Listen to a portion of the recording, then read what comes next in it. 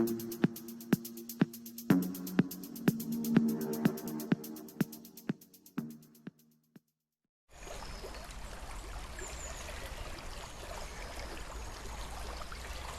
عليكم ورحمة الله وبركاته.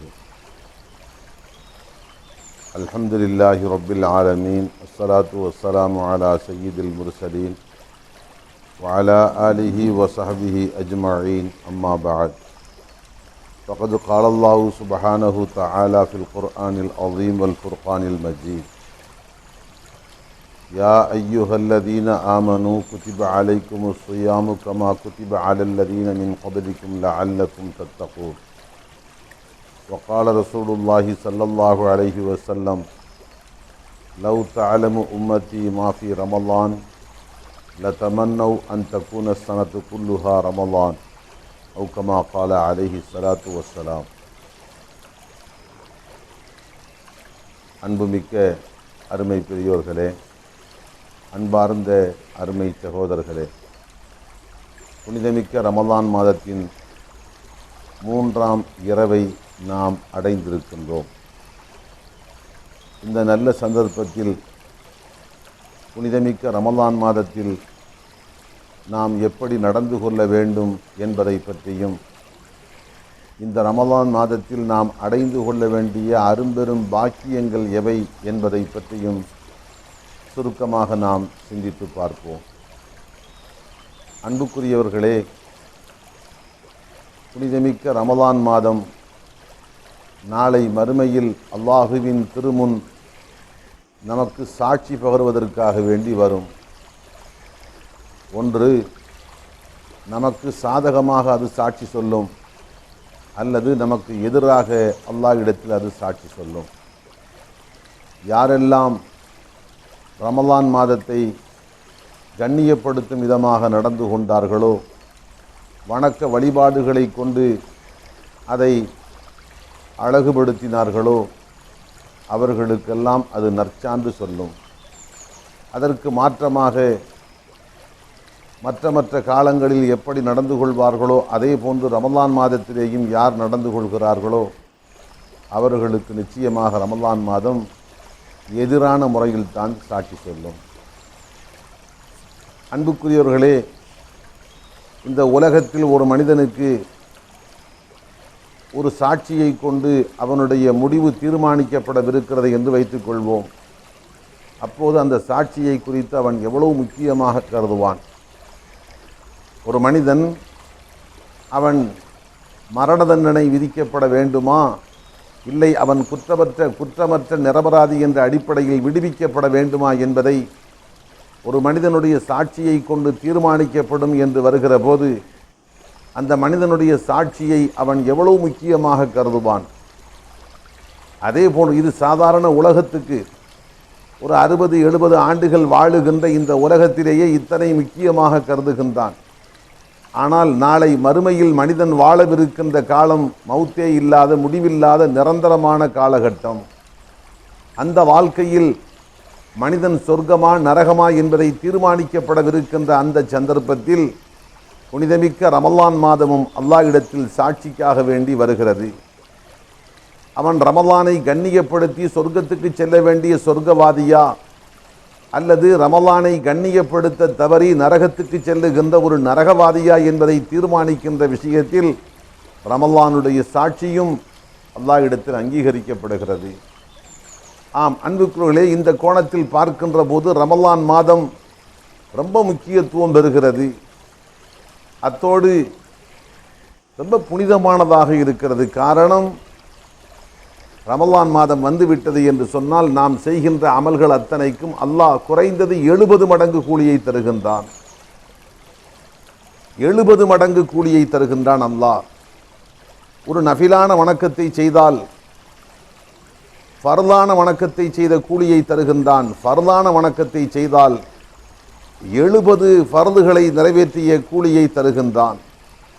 அது மட்டுமல்ல, இரவிலும் பகலிலும் முஸ்லிமானவர்கள் கேட்கக்கூடிய பிரார்த்தனைகளை அல்லாஹ் மறுப்பில்லாமல் ஏற்றுக்கொள்கின்றான். அல்லாஹுவின் திருத்தூதர் ஸல்லல்லாஹு அலைஹி வஸல்லம் சொன்ன செய்திகள். இன்னும் இதையும் தாண்டி அடியார்களுக்கு அல்லாஹ் பாவ மன்னிப்பு வழங்குகின்றான். நரகத்தில் இருந்தும் விடுவிக்கப்பட்ட விடுதலை பெற்ற மக்கள் என்று பல்லாயிரக்கணக்கான லட்சோப லட்ச மக்களுக்கு அல்லாஹ் நரக விடுதலையும் வழங்குகின்றான். இப்படி எத்தனையோ அரும்பெரும் பாக்கியங்களை அள்ளி வழங்குகின்ற மாதம்தான் இந்த புனிதமிக்க ரமலான் மாதம். ஆகவே இந்த மாதத்தை மிகச்சிறந்த முறையில் நாம் பயன்படுத்தி கொள்ள வேண்டும். நாளை மறுமையில் நமக்கு நற்சாட்சி சொல்லும் விதத்தில் நாம் இந்த மாதத்தில் நடந்து கொள்ள வேண்டும். ஆம், அந்த வகையில் நாம் பார்க்கின்ற போது அறிஞர் பெருமக்கள் நமக்கு சொல்லித் தருகின்றார்கள். ஒரு மனிதன் 3 காரியங்களை முறையாக இந்த ரமலான் மாதத்தில் செய்தால் நிச்சயம் நாளை அல்லாஹ் இடத்தில் அவன் ரமலானை கண்ணியப்படுத்தியவன் என்ற பெயரை பெறுவான். அந்த 3 காரியங்கள் எவை? அவற்றை நாம் சரியாக புரிந்து கொண்டு முறையாக நிறைவேற்ற வேண்டும். அன்புக்குரியவர்களே, ரமலான் மாதத்தை கண்ணியப்படுத்தி நாளை மறுமையில் அதனுடைய நற்சாட்சியை பெறுவதற்கு நாம் செய்ய வேண்டிய முதல் காரியம், நாம் இதுவரைக்கும் என்ன பாவங்களை செய்து பழக்கப்பட்டு போயிருக்கின்றோமோ அந்த எல்லா பாவங்களையும் ரமலான் 1 மாத காலம் விட்டுவிட வேண்டும்.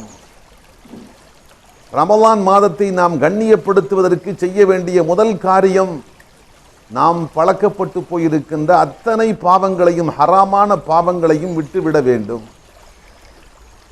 நாம் செய்கின்ற பாவங்கள் எத்தனையோ வகை.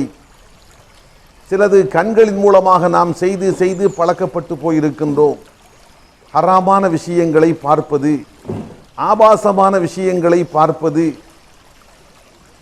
இன்னும் வெளியிலே ஆபாசமான போஸ்டர்களை பார்க்கின்றோம். இப்படி கண் மூலமாக என்ன ஹராமான பாவங்கள் நிகழ்ந்து கொண்டிருக்கின்றனவோ அவை அனைத்தையும் ஒட்டுமொத்தமாக ரமலான் 1 மாத காலம் நாம் நிறுத்திவிட வேண்டும். இன்னும் சிலர் பார்வையை கொண்டே ஏழை எளிய மக்களை அச்சுறுத்தும் விதமாக உறுத்துகின்ற முறையில் பார்ப்பார்கள். சில ஏழைகளை எகத்தாளமாக பார்ப்பார்கள், பரிகாசமான முறையில் பார்ப்பார்கள். பார்வையை கொண்டே பலரை துன்புறுத்துவார்கள். பார்வையின் மூலமாகவே பலருடைய உள்ளங்களை உடைத்து நொறுக்கி ரணகாயப்படுத்துவார்கள். ஆம், இப்படி ஹராமானவற்றை பார்ப்பது ஒரு வகை பாவம். மனிதன் பார்க்கின்ற பார்வையாலேயே சாமானியப்பட்ட மக்களுடைய உள்ளங்களை வேதனைப்படுத்துவது இன்னொரு வகையான பாவம். இந்த எல்லா வகையான பாவங்களையும் ரமலான் 1 மாத காலம் கட்டோடு நிறுத்திவிட வேண்டும். அதே போன்று நாவால் நடக்கக்கூடிய பாவங்கள், ஹராமான பாவங்கள். மனிதன் பொய் பேசுகின்றான், புறம் பேசுகின்றான், கோள் சொல்லுகின்றான், பொய் சத்தியம் செய்கின்றான், பொய் சாட்சி கூறுகின்றான், சிலரை வார்த்தையை கொண்டு பரிகாசம் செய்கின்றான், சிலரை ஏளனம் செய்கின்றான், உள்ளதை இல்லை என்று மாற்றுகின்றான், மிகைப்படுத்தி பேசுகின்றான். இப்படி எத்தனையோ வகையான பாவங்கள் அவன் நாவின் மூலமாக நிகழ்கிறது. அப்படிப்பட்ட பாவங்கள் பலவற்றுக்கு மனிதன் பழக்கப்பட்டு போயிருக்கின்றான். சிலர் பழக்கப்பட்டதையும் தாண்டி அடிமைப்பட்டு போய் கிடக்கின்றார்கள். அவர்களால் நாவால் செய்து வந்த பாவங்களை செய்யாமல் ஒரு நாளை கூட அவர்களால் கழிக்க முடியாது. அந்த அளவுக்கு நாவால் நிகழுகின்ற பாவங்களுக்கு அடிமைகளாக ஆகியிருக்கின்றார்கள். இந்த ரமலான் மாதத்தை பொறுத்த மட்டில் அப்படி நாவின் மூலமாக நிகழுகின்ற அத்தனை பாவங்களையும் விட்டுவிட வேண்டும். அடுத்து காதுகளால் நிகழுகின்ற பாவங்கள். சிலர் நாவு கொண்டு தவறான விஷயங்களை பேச மாட்டார்கள். ஆனால் அடுத்தவர் அப்படி பேசுகின்ற போது காது கொடுத்து கேட்பார்கள். அடுத்தவர் புறம் பேசினாலும் கேட்பார்கள், கோள் சொன்னாலும் கேட்பார்கள். உண்மைக்கு புறம்பான முறையில் அல்லாஹுவை அதிருப்திப்படுத்தும் விதமான செய்திகளை சொன்னாலும் அதையும் காது கொடுத்து கேட்டுக்கொண்டிருப்பார்கள். ஆம், அவர்கள் நினைப்பது நாம் இதை பேசவில்லையே, அடுத்தவர் தானே பேசுகின்றார், நாம் கேட்கத்தானே செய்கின்றோம், இதிலே என்ன பெரிய பாவம் என்று கருதுகின்றார்கள். ஆனால் மார்க்கம் சொல்கிறது, எதை நாவெடுத்து பேசுவது ஹராமோ அதை காது கொடுத்து கேட்பதும் ஹராம். அன்புகளே, தெளிவாக புரிய வேண்டும். நாவெடுத்து பேசுவது எது ஹராமோ அதை காது கொடுத்து கேட்பதும் ஹராம். ஆம், அந்த அடிப்படையில் ஹராமான விஷயங்களை விட்டும் நம் காதுகளையும் பாதுகாக்க வேண்டும். அதே போன்று உண்ணுகின்ற உணவிலே ஹராமை விட்டும் நாம் எச்சரிக்கையாக ஒதுங்க வேண்டும். சிலருக்கு முன்பாக கொண்டு வந்து உணவுகள் வைக்கப்பட்டால் அது ஹலாலான உணவா ஹராமான உணவா என்றெல்லாம் பார்க்க மாட்டார்கள். அதனுடைய சுவைதான் அவர்களுக்கு தெரியும். சுவையான உணவு, சுவையான பானம், அது எந்த வழியில் வந்திருந்தாலும் அவர்களுக்கு கவலை இல்லை. ஆடு மாடு மிருகங்கள் எப்படி கட்டுப்பாடு இல்லாமல் தனக்கு முன்பாக கொண்டு வந்து வைக்கப்படுகின்ற உணவுகளை இது என் எஜமானனுக்கு சொந்தமானதா அல்லது என் எஜமானன் அல்லாத அந்நிய ஒருவனுக்கு சொந்தமானதா, இது எனக்கு ஹலாலா எனக்கு ஹராமா என்றெல்லாம் பாகுபாடு பார்க்காமல்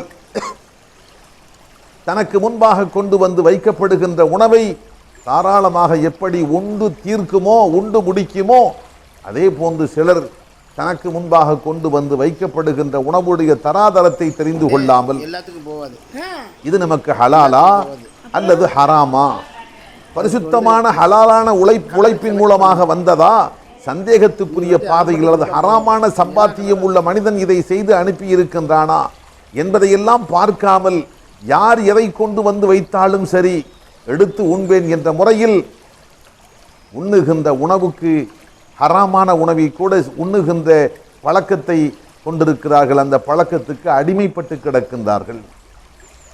இந்த ரமலான் ஒரு மாத காலம் இந்த பாவத்தில் இருந்து அவர் விடுபட வேண்டும். எப்படி?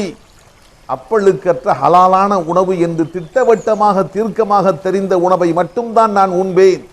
ஹராம் என்று தெரிந்தாலோ அல்லது ஹராமா ஹலாலா என்று தெரியாமல் சந்தேகத்துக்குரிய உணவாக இருந்தாலோ ஒருபோதும் நான் உண்ண மாட்டேன் என்று இந்த ரமலான் மாதத்தில் அவர் எச்சரிக்கையாக உணவு விஷயத்தில் நடந்து கொள்ள வேண்டும்.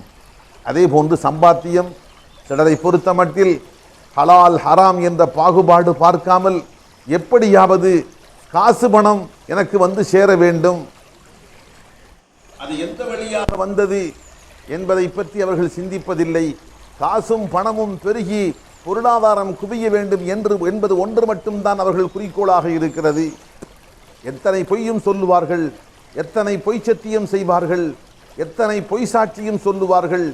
அவர்களுக்கு காசு பணம் மட்டும் வந்தால் போதும். இப்படி காசு பணம் சம்பாதிக்கின்ற விஷயத்தில் எல்லா வகையான பாவங்களையும் செய்து அந்த பாவங்களுக்கு அடிமைப்பட்டு கிடக்கின்றார்கள் சிலர். இந்த ரமலான் மாதம் வந்துவிட்டால் அப்படிப்பட்ட எல்லா பாவங்களையும் விட்டுவிட வேண்டும். அன்புக்குரியவர்களே, இப்படி கண்ணால் நடக்கின்ற பாவங்கள், காது வழியாக நடக்கின்ற பாவங்கள், நாவின் மூலமாக நடக்கின்ற உண்ணுகின்ற உணவின் மூலமாக, சம்பாத்தியத்தின் மூலமாக, இன்னும் நம் உடல் உறுப்புகளை கொண்டு செய்கின்ற அத்தனை வகையான பாவங்களையும் விட்டுவிட வேண்டும். குறிப்பாக உள்ளத்தின் வழியாக செய்கின்ற பாவங்கள். சிலரை பொறுத்த மட்டில் அடுத்தவர்களை பற்றி எப்போதும் கெட்ட எண்ணத்தோடு இருப்பார்கள். அடுத்தவரை பற்றி பிழையான முறையில் கருதுவார்கள்.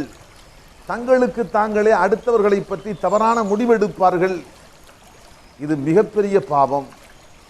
அடுத்தவர்களை குறித்து தவறான முறையில் சிந்திப்பது, தவறான முறையில் தீர்மானிப்பது, தவறான முறையில் முடிவுக்கு வருவது என்பது மார்க்கத்தின் பார்வையில் பெரும் குற்றமாக இருக்கிறது.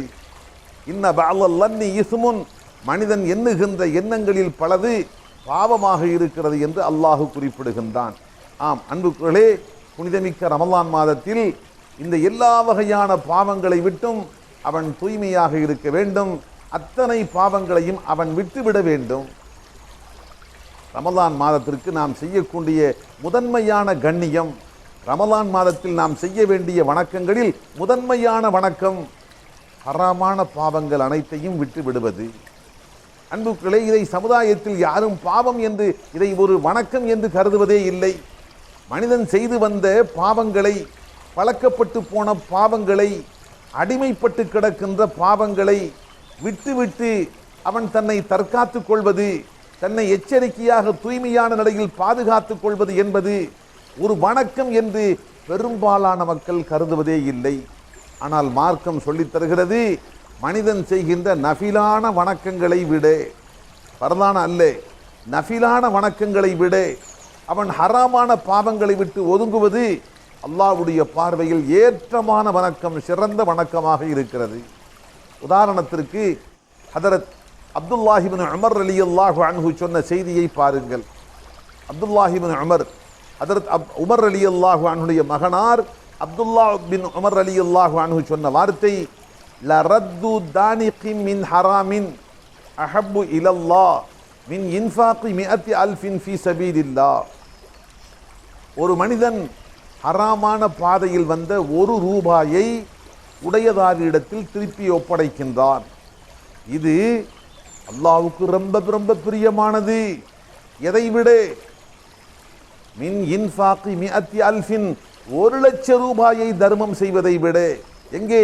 ஃபீ சபீலில்லாஹ், அல்லாஹ்வுக்கு பொருத்தமான அல்லாஹ்வுடைய பாதையில் 1,00,000 ரூபாயை தர்மம் செய்வதை விட ஹராமான பாதையில் வந்த 1 ரூபாயை உடையதாரிடத்தில் திரும்ப கொடுப்பது அல்லாஹ்வுக்கு உகப்பானது, அல்லாஹ்வுக்கு பிரியமானது. அன்புகளே, கொஞ்சம் இந்த வார்த்தையை கொஞ்சம் தெளிவாக நாம் சிந்தித்து பார்ப்போம். ஒரு மனிதன் கடைக்கு சென்றான், சில பொருட்களை வாங்கினான். வாங்கிவிட்டு மீதம் அவனுக்கு உதாரணத்துக்கு வைத்துக்கொள்ளும் 9 ரூபாய் வர வேண்டும். கடைக்காரர் எடுத்து கொடுக்கின்ற போது கவனக்குறைவாக 10 ரூபாய் கொடுத்து விட்டார். 9 ரூபாய் கொடுப்பதற்கு பதிலாக 10 ரூபாய் கொடுத்து விட்டார். இவன் அந்த பணத்தை வாங்கி பார்த்தான். 1 ரூபாய் மேலதிகமாக இருக்கிறது என்று தெரிந்து கொண்டான். ஆனால் சபல எண்ணம், அற்பமான சபல எண்ணம் அந்த காசை 1 ரூபாயை திருப்பி கொடுக்காமல் வீட்டுக்கு கொண்டு வந்து விட்டான். அல்லது கடைக்காரர் இவன் மீது நம்பிக்கை கொண்டு உனக்கு தர வேண்டிய மீதம் ரூபாய் 9ஐ கல்லாவை திறந்து எடுத்துக்கொள் என்று சொன்னார். இவனோ 9 ரூபாய் எடுப்பதற்கு பகரமாக 10 ரூபாயை எடுத்துக்கொண்டு வருகின்றான். அந்த சபல எண்ணத்தின் காரணமாக வீட்டுக்கு வந்ததற்கு பின்பாக அவனுடைய உள்ளம் அவனை உறுத்துகிறது. எப்படி? 1 ரூபாய் மேலதிகமாக கொடுக்கின்ற போது அங்கேயே நீ திருப்பி கொடுத்திருக்க வேண்டுமே. அற்ப எண்ணத்தின் காரணமாக, சபல எண்ணத்தின் காரணமாக இந்த 1 ரூபாயை நீ கொண்டு வந்து விட்டாயே, இது உனக்கு ஹலால் இல்லையே. அல்லது உன்னை 9 ரூபாய் தான் எடுக்க சொன்னார், நீயோ 10 ரூபாய் கூடுதலாக 1 ரூபாயை எடுத்து கொண்டு வந்து விட்டாய், இது உனக்கு ஹராம் இல்லையா என்று வீட்டுக்கு வந்ததற்கு பின்பாக அவனுடைய உள்ளம் அவனை உறுத்துகிறது, அவனை அழுத்துகிறது. அந்த உறுத்துதலை அழுத்துதலை தாங்கிக் கொள்ள முடியாமல் ஹராமான அந்த 1 ரூபாயை எடுத்துக்கொண்டு மறுபடியும் கடைக்காரரிடத்தில் சென்று கடைக்காரரிடத்தில் சொல்லி ஒப்படைக்கின்றார். நீங்கள் அப்போது பணம் தருகிற போது 1 ரூபாய் மேலதிகமாக கொடுத்து விட்டீர்கள், இதோ அது உங்களுக்குரியது, நான் திருப்பி தருகின்றேன் என்று சொல்லி கொடுத்தார். அல்லது நான் 9 ரூபாய் எடுக்கின்ற போது 1 ரூபாய் தவறுதலாக மேலதிகமாக எடுத்து விட்டேன், அது எனக்கு ஹலால் இல்லை, இதோ உங்களுக்கு திருப்பி தருகின்றேன் என்று சொல்லி அவரிடத்தில் ஒப்படைக்கிறார் என்று வைத்துக் கொள்வோம். இப்படி ஹராமான பாதையில் வந்த அந்த 1 ரூபாயை உடையதாரியிடத்தில் ஒருவர் கொண்டு போய் திரும்ப ஒப்படைக்கின்றார் என்று சொன்னால், அல்லாஹ்வுடைய பார்வையில் இது எத்தனை உகப்பான வணக்கம், ஏற்றமான சிறந்த வணக்கம் என்று சொன்னால், 1,00,000 ரூபாயை தர்மம் செய்வதை விட, 1,00,000 ரூபாய் என்று சொன்னால் அப்பழுக்கற்ற ஹலாலான சம்பாத்தியம், நெற்றி வியர்வை நிலத்தில் சிந்தே ஒவ்வொரு பைசாவும் ஹலாலான வழியில் வந்தது. அப்படிப்பட்ட 1,00,000 ரூபாய், இந்த ஹலாலான 1,00,000 ரூபாயை சந்தேகத்துக்குரிய பாதையில் செலவு செய்யவில்லை, தவறான பாதையில் செலவு செய்யவில்லை, முழுக்க முழுக்க அல்லாஹ்வுக்கு பிரியமான ஃபீ சபீலில்லாஹ், அல்லாஹ்வுக்கு பொருத்தமான பாதையில் செலவு செய்கின்றார். இதை கவனிக்க வேண்டும். செல்வமும் ஹலாலானது, அது செலவு செய்யப்படுகின்ற பாதையும் அல்லாஹ்வுக்கு பிரியமானது. சில போது இரண்டும் வெவ்வேறாக பிரிந்துவிடும். ஹராமான காசை கொண்டு போய் அல்லாஹ்வுக்கு பிரியமான பாதையில் சில போது செலவு செய்வார்கள் சிலர், மற்றும் சில போது ஹலாலான காசு பணத்தை கொண்டு போய் அல்லாஹ்வுக்கு வெறுப்பான பாதையில் செலவு செய்வார்கள் சிலர். ஆனால் இங்கே நாம் சொல்வது, செலவு செய்ய பயன்படுத்துகின்ற பணமும் ஹலாலானது, அது செலவு செய்யப்படுகின்ற பாதையும் அல்லாஹ்வுக்கு பொருத்தமானது. இப்படிப்பட்ட 1,00,000 ரூபாயை ஃபீ சபீலில்லாஹ்வில் செலவிடுகின்ற போது அல்லாஹ் பிரியப்படுகின்றான். ஆனால் இதைவிட பன்மடங்கு அதிகமாக ஹராமான பாதையில் வந்த அந்த 1 ரூபாயை திரும்ப ஒப்படைப்பதை அல்லாஹ் அதிகமாக நேசிக்கின்றான் என்று சொன்னார்கள். அன்புக்களே, இங்கே சிந்தித்து பாருங்கள். புனிதமிக்க ரமலான் மாதத்தில் நாம் எத்தனையோ வணக்கங்களை செய்கின்றோம். ஒரு மனிதன் இரவெல்லாம் வணங்கி கொண்டிருக்கிறார், அதாவது ஃபர்தான தொழுகைகளை தாண்டி ஒரு நாளைக்கு 100 ரக்காத்து தொழுகின்றார் என்று வைத்துக் கொள்ளுங்கள். அப்படி என்றால் ஒரு மாதத்துக்கு ஏறத்தாழ 3000 ரக்காத் தொழுகின்றார். ஒரு நாளைக்கு 100 என்ற கணக்குப்படி 3000 ரக்காத்துக்கள் தொழுகின்றார், நஃபிலான தொழுகை. ஒரு நாளைக்கு ஒரு குர்ஆன் என்ற அடிப்படையில் 30 குர்ஆன்களை ஓதி முடிக்கின்றார். ஒரு நாளைக்கு 1 லட்சம் ரூபாய் தர்மம் என்ற அடிப்படையில் ஒரு மாதத்தில் 30 லட்சம் ரூபாய்களை தர்மம் செய்கின்றார். ஒரு நாளைக்கு 5 மணி நேரம் திக்ரு செய்தல் என்ற அடிப்படையில் ஏறத்தாழ 150 மணி நேரம் ரமலானிலே திக்ரு செய்திருக்கிறார் என்று வைத்துக் கொள்ளுங்கள். இப்போது நாம் என்ன நினைப்போம்? இதெல்லாம் பிரம்மாண்டமான வணக்கம், 3000 ரக்காத்துக்கள், 30 லட்சம் தர்மம், 30 குர்ஆனை ஓதி முடித்திருக்கின்றார், 150 மணி நேரம் திக்ரு செய்திருக்கின்றார், அபாரமான வணக்கம் என்று நாம் கருதுவோம். ஆனால் அதே மனிதர் வளமையாக செய்து வந்த ஹராமான பாவங்களை ரமலான் மாதத்தில் கைவிடவில்லை என்று வைத்துக் கொள்ளுங்கள். அன்புக்குள்ளே இது பெரிய வணக்கம் அல்ல. ஆனால் இன்னொரு மனிதன் இது போன்று அபாரமான வணக்கங்கள் அவனிடத்தில் இல்லை, அளவு கடந்த வணக்கங்கள் அவனிடத்தில் இல்லை. ஆனால் அவனிடத்தில் ரமலானுக்கு முன்பாக என்ன ஹராமான பாவங்கள் பழக்கப்பட்டு போயிருந்தனவோ, கண்ணால், காதால், நாவால், உள்ளத்தால், உடல் உறுப்புகளால், சம்பாத்தியத்தில், உணவில் என்று என்ன ஹராமான பாவங்களை செய்து பழக்கப்பட்டு போயிருந்தானோ அந்த பழக்கமான பாவங்களை கட்டோடு ஒதுக்கிவிட்டான். முற்றாக அந்த பாவங்களோடு தனக்கு இருந்த உறவை அறுத்து கொண்டான், துண்டித்து கொண்டான். 1 மாத காலம் இப்படி பேணுதலாக பத்தியமான முறையில் 1 மாத காலத்தை கழிக்கின்றான் என்று வைத்துக் கொள்ளுங்கள். இப்போது மார்க்கம் சொல்கிறது, அந்த மனிதனை விட 3000 ரக்காத்துக்கள், 30 லட்சம் ரூபாய்கள், 30 குர்ஆன்கள், 150 மணி நேரம் திக்ருகள், இன்னும் இது போன்று நஃபிலான வணக்கங்கள் 1000 நிறைவேற்றிய அந்த மனிதனை விட எல்லா வகையான ஹராமான பாவங்களையும் விட்டுவிட்டு இந்த 1 மாத காலத்தை பாவமில்லாமல் எச்சரிக்கையோடும் புனிதத்துவத்தோடும் கழித்தானே, இந்த மனிதன் தான் அல்லாஹ்வுக்கு உகப்பானவன், அதிகம் உகப்பானவன். ஆக அன்புக்களை நாம் இங்கே புரிந்து கொள்ள வேண்டும், பாவங்களை கைவிடுதல் என்பது ரொம்ப முக்கியமான ஒன்று. ரமலானை கண்ணியப்படுத்தி ரமலானுடைய நல்ல சாட்சியை நாளை மறுமையில் பெற வேண்டும் என்று பிரியப்படுகின்றவர்கள் செய்ய வேண்டிய ரொம்ப முக்கியமான வணக்கம். அருமை நாயகம் ஸல்லல்லாஹு அலைஹி வஸல்லம் அவர்களின் திருச்சபையில் 2 நபர்களை பற்றி பேசப்பட்டது. ஒருவர் அதிகமாக வணக்கங்கள் புரிகின்றார், பிகதரத்தில் இபாதா, அதிகமாக வணக்கம் புரிகின்றார், அதிகமாக தொழுவது, அதிகமாக நோன்பு வைப்பது, அதிகமாக தர்மம் செய்வது, திக்ரு செய்வது, பிரார்த்தனை செய்வது, இப்படி அதிகமான வணக்கத்தில் ஈடுபட்டிருக்கின்றார் என்று ஒருவரை பற்றியும், இன்னொரு நபரை பற்றி அவர் அளவு கடந்த அளவு வணக்கம் இல்லை, ஏதோ பரதான தொழுகை தொழுவார், பரதான நோன்பு வைப்பார், பரதான ஜக்காத்து கொடுப்பார், ஆனால் அவரிடத்தில் இருக்கின்ற ஒரு சிறப்புத்தன்மை என்னவென்று கேட்டால், பேணுதலான வாழ்க்கை. கண்ணாலோ, காதாலோ, நாவாலோ, உள்ளத்தாலோ, பிற உறுப்புகளாலோ நிகழுகின்ற எல்லா ஹராமான பாவங்களை விட்டும் எச்சரிக்கையாக அவர் பேணுதலாக இருப்பார். அவருடைய வாழ்க்கை பத்தியமான வாழ்க்கை, பத்தினித்தனமான வாழ்க்கை, பரிசுத்தமான வாழ்க்கை. ஆக ஒரு பக்கம் வணக்கத்தில் அதிகமான அளவை கொண்டவர், மறுபக்கம் பேணுதலான வாழ்க்கையை கொண்டவர். இந்த 2 பேரையும் ஒப்பிட்டு நாயகமே இந்த 20 சிறந்தவர் யார் என்று அல்லாஹுவின் தூதருக்கு முன்பாக கேள்வி முன்வைக்கப்பட்டது. அல்லாஹுவின் திருத்தூதர் ஸல்லல்லாஹு அலைஹி வஸல்லம் இதற்கு என்ன பதில் சொன்னார்கள் தெரியுமா? நாம் என்ன நினைப்போம், இவர்தான் சிறந்தவர், அது அவர்தான் சிறந்தவர் என்று சொல்லி இருப்பார்கள் என்று நாம் கருதுகிறோம். இல்லை, அல்லாஹுவின் தூதர் ஸல்லல்லாஹு அலைஹி வஸல்லம் சொன்ன வார்த்தை, பேணுதல் என்பது எவ்வளவு முக்கியமான வணக்கம் என்பதை தெள்ளத் தெளிவாக நமக்கு விளக்கி காட்டுகிறது. பெருமானார் என்ன சொன்னார்கள் தெரியுமா? லா தஅதில் பிர்ரிஅதி, பேணுதலுக்கு நிகராக யாரையும் சொல்லாதீர்கள். ஒரு மனிதனிடத்தில் பாவங்களை விட்டு ஒதுங்கி எச்சரிக்கையாக வாழுகின்ற பேணுதல் வந்துவிட்டது என்று சொன்னால், அந்த பேணுதலான வாழ்க்கைக்கு நிகராக அவர் எத்தனை பெரிய வணக்கம் செய்தாலும் சரி, கடல் போன்ற வணக்கத்தை கொண்டவராக இருந்தாலும் சரி, எத்தனை பெரும் வணக்கத்தை கொண்டவராக இருந்தாலும் சரி, பேணுதல், பாவங்களை விட்டு எச்சரிக்கையாக ஒதுங்க வேண்டும் என்ற பேணுதலான போக்கு யாரிடத்தில் இருக்கிறதோ அவருக்கு நிகராக யாரையும் சொல்லாதீர்கள் என்று அல்லாஹுவின் திருத்தூதர் ஸல்லல்லாஹு அலைஹி வஸல்லம் முடித்து விட்டார்கள்.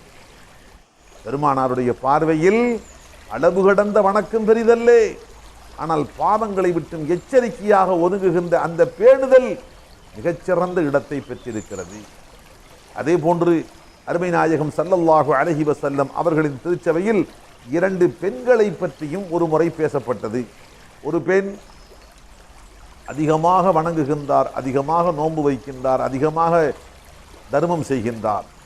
ஆனால் அந்த பெண்ணிடத்தில் ஒரு குறைபாடு, அவருடைய நாக்கு கொஞ்சம் கூர்மையானது. அக்கம்பக்கத்தில் இருக்கின்ற மக்கள் எல்லாம் இவருடைய கொடு நாக்கால் பாதிக்கப்படுகின்றார்கள், காயப்படுகின்றார்கள். இன்னொரு பெண்ணை பற்றியும் சொல்லப்பட்டது.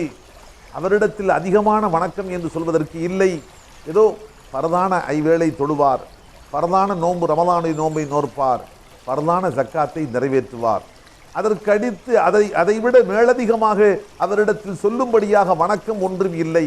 ஆனால் அவரிடத்தில் இருந்த ஒரு சிறப்புத்தன்மை, தன்னுடைய நாவால் யாரையும் துன்புறுத்த மாட்டார். அந்த பெண் மூலம் அடுத்தவர் யாரும் பாதிக்கப்பட மாட்டார்கள். இந்த இருவரை பற்றி அல்லாஹுவின் திருத்தூதரிடத்தில் சொன்னப்பட்ட போது முந்திய பெண்ணை கேட்டவுடன் அல்லாஹுவின் தூதர் சட்டென்று சொன்னார்கள், வஹிய மின் அஹ்லி ஜஹன்னம், அவள் ஒரு நரகவாதி. அளவு கடந்த வணக்கம் இருக்கிறதே அவரிடத்தில். அளவில் அதிகமாக நோன்பு வைக்கின்றால், தர்மம் செய்கின்றால், தொழுகின்றாளே. ஆம், அப்படி இருந்தும் அவள் பாவத்தை விட்டு நாவை பாதுகாத்துக் கொள்ளவில்லை.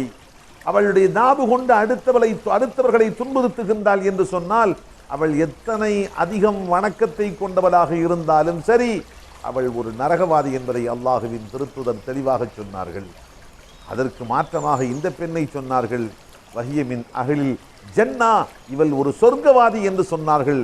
இத்தனைக்கும் குறிப்பிட்டு சொல்லும்படியாக பெரிய வணக்கம் இல்லை, ஏதோ பரதான தொழுகை, பரதான நோன்பு, பரதான ஜக்காத்து என்று அந்த பரதானவற்றை மட்டும்தான் நிறைவேற்றினார். மேலதிகமான வணக்கம் ஒன்றும் இல்லை. ஆனால் இவரிடத்தில் காணப்பட்ட சிறப்பு தகுதி, எல்லா வகையான பாவங்களை விட்டும் எச்சரிக்கையாக தன்னை பாதுகாத்துக் கொள்கின்றார். குறிப்பாக தன்னுடைய நாவு கொண்டு அக்கம் பக்கத்தில் இருக்கின்ற யாரையும் துன்புறுத்த மாட்டார், யாருடைய உள்ளத்தையும் ரணகாயப்படுத்தி வேதனைப்படுத்த மாட்டார். இந்த சிறப்பு தகுதி அவரிடத்தில் இருக்கிறது என்று சொல்லப்பட்டு அல்லாஹுவின் திருத்துதர் அறிய வந்தபோது சட்டென்று சொன்னார்கள், அவள் ஒரு சொர்க்கவாதி.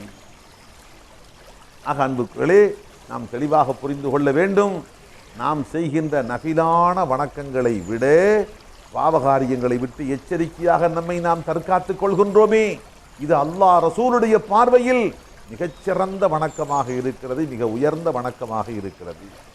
ஹதரத் ஈசா அலைஹிஸ்ஸலாம் ஒரு முறை இப்படி சொன்னார்கள், ஒரு மனிதன் தொழுது தொழுது தொழுது வில்லை போன்று ஆகிவிட்டான். பொதுவாக சிலர் பயபக்தியோடு தொழுகிற போது அப்படியே கூனி குறுகி தொழுவார்கள். இந்த கூனி குறுகி தொழுகின்ற பழக்கம் பல வருடம் ஒரு மனிதனிடத்தில் தொடர்ச்சியாக இருந்தால் அவனுடைய உடலே இயற்கையாக வளைந்துவிடும். ஒரு பணியை ஒரு மனிதன் செய்கின்றான் என்றால் அந்த பணிக்கு ஏற்ற முறையில் அவனுடைய உடல் வாகு அமைந்துவிடும். அந்த அடிப்படையில் இரவும் பகலும் கூனி குறுகி தொழுகின்ற பழக்கத்தை கொண்ட அந்த மனிதனுக்கு காலப்போக்கில் உடலே அப்படியே வளைந்து வில்லை போன்று ஆகிவிட்டது. சொன்னார்கள், அவன் தொழுது தொழுது அவன் உடல் வில்லை போன்று வளைந்து விட்டாலும் சரி. இன்னொரு மனிதன் அவன் நோன்பு வைத்து வைத்து வைத்து முளைக்குச்சியை போன்று அவன் மெலிந்து விட்டாலும் சரி. முளைக்குச்சி என்றால் நிலபுலன்களை அளக்கும் போது, நிலபுலன்களை அளக்குகின்ற போது கயிறு கட்டுவதற்காக வேண்டி மூளைக்கு மேலே சில குச்சிகளை அடிப்பார்கள். பூமியிலே அடிக்கப்படுகின்ற அந்த குச்சிகள் மெல்லிதாக இருக்கும், பருமனாக இருந்தால் பூமியில் அடிக்கிற போது உள்ளே இறங்க மாட்டாது. அளவில் சிறிய மெல்லிய குச்சிகளாக இருக்கும். அதுபோன்று ஒரு மனிதன் நோன்பு வைக்கின்றான், வைத்து வைத்து மெலிந்து போய்விட்டான். மெலிந்து போய் முளைக்குச்சியை போன்று ஒல்லியாக ஆகிவிட்டான். இப்படி நோன்பு வைத்து வைத்து அவன் முளைக்குச்சியை போன்று மெலிதாக ஆகிவிட்டாலும் சரி, தொழுது தொழுது தொழுது அவன் வில்லை போன்று வளைந்து விட்டாலும் சரி, இவற்றின் மூலமாக இவன் அல்லாஹ் இடத்தில் இருக்கின்ற அரும்பெரும் பாக்கியங்களை, நியமத்துக்களை இவன் அடைந்து கொள்ள முடியாது. எதுவரைக்கும் பாவங்களை கைவிடுகின்ற வரை என்ற பேணுதலை கொண்டல்லாமல் இவற்றை கொண்டு அவன் அல்லாஹ்வுடைய நியமத்துக்களை, அரும்பாக்கியங்களை அடைந்து விட முடியாது என்று சொன்னார். அப்படி என்றால் என்ன பொருள்? இந்த அளவுக்கு அவனிடத்தில் தொழுகை இருந்தாலும், இந்த அளவுக்கு நோன்பு இருந்தாலும், பாவகாரியங்களை விட்டு ஒதுங்கக்கூடிய அந்த பேணுதலான வாழ்க்கை அவனிடத்தில் இல்லை என்று சொன்னால் அல்லாஹ் இடத்தில் இருக்கின்ற பாக்கியங்களை அவன் பெற முடியாது என்று சொன்னார்கள். ஆம் அன்புகளே, அன்னை ஆயிஷா ரலியல்லாஹு தஆலா அன்ஹா இதைத்தான் சொன்னார்கள், இன்னக்கும் லதஃபுலூன அன் அஹம்மில் இபாதா, அதிமுக்கியமான இபாதத்தை குறித்து நீங்கள் கவனமற்றவர்களாக இருக்கின்றீர்கள். நீங்கள் அதிமுக்கியமான வணக்க விஷயத்தில் கவனமில்லாமல் இருக்கின்றீர்கள். அது என்ன? தர்க்குல் மஆசி, மனிதன் பாவங்களை விட்டு விடுவது. பாவங்கள் இல்லாமல் தன் வாழ்க்கையை பாதுகாத்துக் கொள்ளுகின்ற அந்த பேணுதலான நிலை இருக்கிறதே, இதுதான் மனிதனுடைய வணக்கங்களிலேயே ரொம்ப முக்கியமான, ரொம்ப மேலான, உயர்வான வணக்கமாக இருக்கிறது. ஆனால் மனிதனோ உடன்பாடான முறையில் ஓதுவது, தொழுவது, திக்ரு செய்வது, தர்மம் செய்வது என்று இது போன்று உடன்பாடான விஷயங்களை வணக்கம் என்று கருதுகின்றான். செய்து வந்த பாவங்களை கைவிட்டு விட்டு தன்னை அப்பழுக்கற்ற முறையில் பரிசுத்தமாக பாதுகாத்துக் கொள்ளுகின்ற அந்த உணர்வை, அந்த போக்கை பெரிய வணக்கம் என்று கருதுவதில்லை. ஆனால் உண்மையில் அதுதான் பெரிய வணக்கம் என்ற கருத்தை ஆயிஷா ரலியல்லாஹு அன்ஹா குறிப்பிடுகின்றார்கள். ஆக அன்புக்குகளை நாம் தெளிவாக புரிந்து கொள்ள வேண்டும். ரமலான் மாதத்தை கண்ணியப்படுத்தி நாளை மறுமையில் ரமலானுடைய நற்சாட்சியை பெற்று அல்லாஹ்விடத்தில் சொர்க்கவாதிகளாக ஆவதற்கு, அல்லாஹ்வுடைய அன்பை பெற்ற பெருமக்களாக ஆவதற்கு நாம் இந்த ரமலான் மாதத்தில் செய்ய வேண்டிய வணக்கங்களில் முதன்மையான வணக்கம், நாம் வளமையாக செய்து வந்த எல்லா ஹராமான பாவங்களை விட்டு விடுவது, எச்சரிக்கையாக ஒதுங்கி விடுவது. அல்ஹம்துலில்லாஹ். இன்றைய தினம் அன்புக்குகளே, வெள்ளிக்கிழமை இரவு ஒரு விஷயத்தை பற்றி நாம் பார்த்திருக்கின்றோம். இன்ஷா அல்லாஹ் இதை பற்றி கூடுதலான செய்திகளை இனி அடுத்து ரமலானை கண்ணியப்படுத்துவதற்கு நாம் செய்ய வேண்டிய அடுத்தடுத்த வணக்கங்கள் எவை, மொத்தம் 3 என்று சொன்னோம், மற்ற 2 வணக்கங்கள் எவை என்பதையும், அடுத்த ரமலானில் அடைய வேண்டிய அரும்பெரும் பாக்கியங்கள் எவை என்பதை பற்றியும் வருகின்ற தினங்களில் நாம் தெரிந்து கொள்வோம். அல்லாஹு ரப்புல் ஆலமீன் நாம் கேட்ட இந்த வார்த்தைகளை நம் நெஞ்சத்தில் பதியச் செய்து வாழ்க்கையில் கடைப்பிடித்து ஈருலகத்திலும் வெற்றி பெறுகின்ற மேன்மக்களாக அல்லாஹ் நம் அனைவரையும் ஆக்கி அருள்வானாக. ஆமீன் ஆமீன் யா ரப்பல் ஆலமீன். அல்ஹம்துலில்லாஹி ரப்பில் ஆலமீன். சுப்ஹானல்லாஹி வ பிஹம்திஹி சுப்ஹானக அல்லாஹும்ம வ பிஹம்திக அஷ்ஹது அன் லா இலாஹ இல்லா அன்த அஸ்தக்ஃபிருக வ அத்தூபு இலைக். அஸ்ஸலாமு அலைக்கும் வ ரஹ்மத்துல்லாஹி வ பரகாத்துஹு. இன்ஷா அல்லாஹ் நாளைய தினம் உங்களுடைய கேள்விகளுக்கு பதிலளிக்கப்படும். நீங்கள் கேள்வி கேட்பதற்காக வேண்டி தனியாக ஒரு ஃபோன் நம்பர் உங்களுக்கு வழங்கப்படும். அந்த நம்பர் வழியாக வாட்ஸ்அப் மூலமாகவோ அல்லது மெசேஜ்கள் மூலமாகவோ அல்லது வாய்ஸ் மெசேஜ் நேரடியாக பேசுவதன் மூலமாகவோ உங்களுக்கு எழுகின்ற சந்தேகங்களை நீங்கள் கேள்விகளாக கேட்டால் அதற்கான உரிய பதிலை இன்ஷா அல்லாஹ் நாளைய பயான் முடிந்ததற்கு பின்பாக உங்களுக்கு வழங்கப்படும். இதை நீங்கள் பயன்படுத்தி கொள்ளுங்கள். அஸ்ஸலாமு அலைக்கும் வரஹ்மத்துல்லாஹி வபரகாத்துஹு.